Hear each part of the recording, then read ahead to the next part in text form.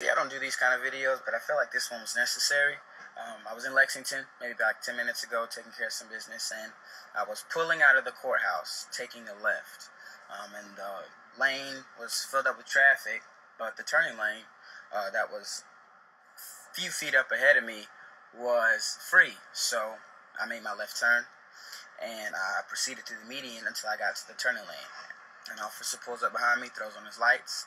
After understanding that he was there for me, I pulled off to the side, and he came up and he said, "Hey, how you doing? Yada yada yada." So the reason I put you over is for improper use of the median.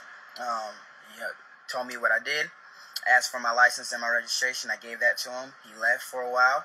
Now I will say that while he was gone, and while he was with me, I made sure my hands were on the steering wheel. I made sure to speak very politely, as I always do. I did what he told me to do. I handed the information, and I sat there and I waited, and I turned my music down.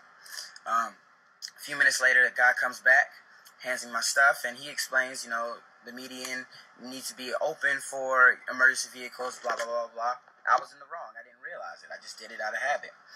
He gave me a warning, and I was about my way. Now, the point of this is to say that I am an African-American male. This gentleman was Caucasian. There were no problems. He did his job. I did what I was supposed to do. And that was it. I feel like people need to understand that not all officers are crooked. Not all officers are racist, bad people.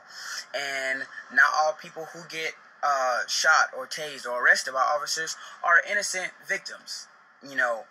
Just because you're black doesn't mean you're a victim. Just because you're white doesn't mean you're a racist. Just because you're a cop doesn't mean you're a bad person. This world really needs to stop putting labels on people and things and see them as who they are.